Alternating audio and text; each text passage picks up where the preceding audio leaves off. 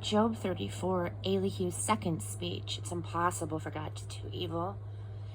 Elihu continued, "So, my fine friends, listen to me and see what you think of this. Isn't it just common sense, as common as a sense of taste, to put our heads together and figure out what's going on here? We have all heard Job say, 'I'm in the right, but God wouldn't give me a fair trial. When I defend myself, I'm called a liar to my face. I've done nothing wrong and I get punished anyway.' Have you ever heard anything to beat this? Does nothing faze this man, Job?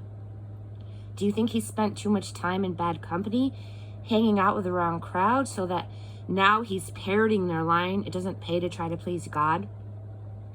You're all veterans in dealing with these matters. Certainly, we're of one mind on this. It's impossible for God to do anything evil. There's no way can the Mighty One do wrong. He makes us pay for exactly what we've done, no more, no less. Our chickens always come home to roost. It's impossible for God to do anything wicked, for the Mighty One to subvert justice. He's the one who runs the whole earth. He cradles the whole world in his hand. If he's decided to hold his breath, every man, woman, and child would die for lack of air. God is working behind the scenes. So Job, use your head. This is all pretty obvious. Can someone who hates order keep order? Do you dare condemn the righteous, mighty God?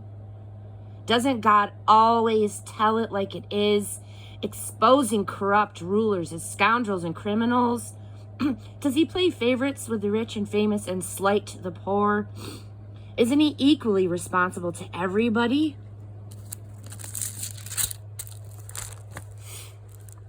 Don't people who deserve it die without notice? Don't wicked rulers tumble to their doom? When the so-called great ones are wiped out, we know God is working behind the scenes. He has his eyes on every man and woman. He doesn't miss a trick. There is no night dark enough, no shadow deep enough to hide those who do evil.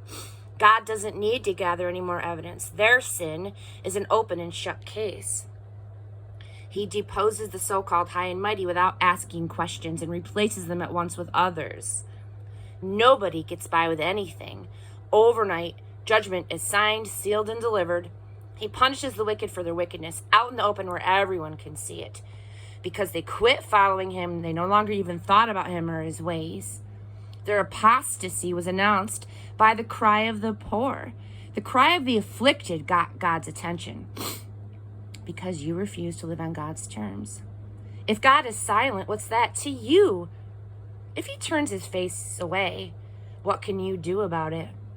But whether silent or hidden, he's there ruling, so that those who hate God won't take over and ruin people's lives. So why don't you simply confess to God? Just say, I sinned, but I'll sin no more. Teach me to see what I still don't see. Whatever evil I've done, I'll do it no more. Just because you refuse to live on God's terms, do you think you should start living on yours? You choose. I can't do it for you. Tell me what you decide. All right-thinking people say, and the wise who have listened to me concur. Job is an ignoramus. He talks utter nonsense. Job, you need to be pushed to the wall and called to account for wickedly talking back to God the way that you have. You have compounded your original sin by rebelling against God's discipline, defiantly shaking your fist at God, pulling up indictments against the Almighty One.